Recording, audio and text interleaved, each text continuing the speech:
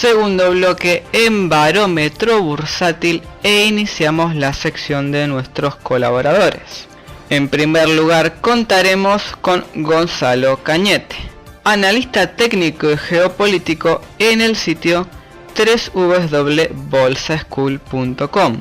Le consultamos a Gonzalo porque en la señal RT comentaron el pasado lunes que Rusia y China juntas acumulan 3.670 toneladas de oro. Esto podría dar un golpe psicológico al dólar, según expertos, mientras Estados Unidos minimiza el papel estratégico de esta materia prima. ¿Estamos ante una especie de guerra psicológica o simbólica entre Occidente y Oriente?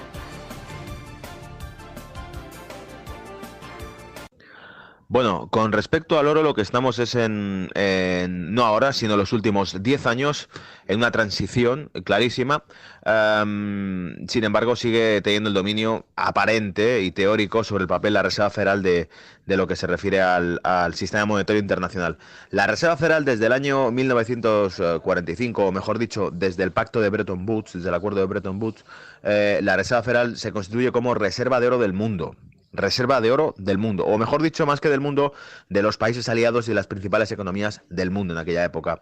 Luego, la Reserva Federal mantiene reservas de oro no solamente de los Estados Unidos, sino de buena parte de Europa y de las principales potencias económicas del mundo. Bien, ahora, dicho esto, eso constituyó el patrón de la divisa mundial hasta la fecha, que es el dólar. Los mercados mundiales cotizan en dólares, la materia prima cotiza en dólares, y la segunda divisa más fuerte para hacer sombra al dólar es el euro, que también está controlada por las mismas autoridades monetarias. O sea, el Banco Central Europeo, al fin y al cabo, no es otra cosa que un reflejo de la Reserva Federal. Los países que constituyen el Banco Central Europeo, o que tienen intereses dentro del Banco Central Europeo, o que están sometidos y sujetos a la política monetaria del Banco Central Europeo, son países aliados y supeditados de Estados Unidos. Por lo tanto, las políticas monetarias de la Reserva Federal y las del Banco Central Europeo son políticas sincronizadas. ¿De acuerdo? Dicho eso, sabemos que la Reserva Federal es la mayor reserva de oro del mundo. Constituye unas 8.150, 8.135, última lectura, las toneladas de oro que mantiene la Reserva Federal. Última lectura, 8.135. Pero es que esa cifra no ha variado desde el año 2000. Es decir, si nos vamos al año 2000, las cifras rondaban entre los 8.150, 8.140 toneladas de oro en la Reserva Federal. Lo sospechoso aquí es que tanto Rusia como China sí es cierto que han incrementado muy significativamente sus reservas de oro desde el año 2000. Prácticamente han ido más allá de multiplicarlas por 4, puesto que tenían tanto Rusia como China en torno de unas 400 toneladas de oro en sus respectivos bancos centrales, y actualmente superan las 1.800 toneladas de oro.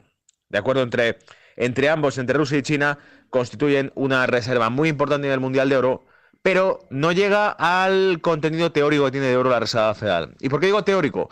Digo teórico porque se ha especulado durante años ya, por más de un analista, por más de un teórico de los mercados financieros, incluso por más de un blog financiero polémico en Estados Unidos, cuáles son las reservas reales de oro de la Reserva Federal. Sabemos, por ejemplo, que Alemania exigió durante bastantes años la recapitalización de su oro. También lo han hecho otros países. China también exigió recapitalización del oro. Y también sabemos que en más de una ocasión, en esas situaciones, la Reserva Federal ha dado excusas para decir que para no provocar una alteración en el mercado del oro, lo mejor era la recapitalización progresiva, pausada de ese oro. Por no decir que en el año 72 Nixon anunció que no podían recapitalizar el oro los países aliados que lo tenían en reservas cuando se suspendió la conversión fija de dólares por oro, que es cuando realmente empezó la especulación del oro.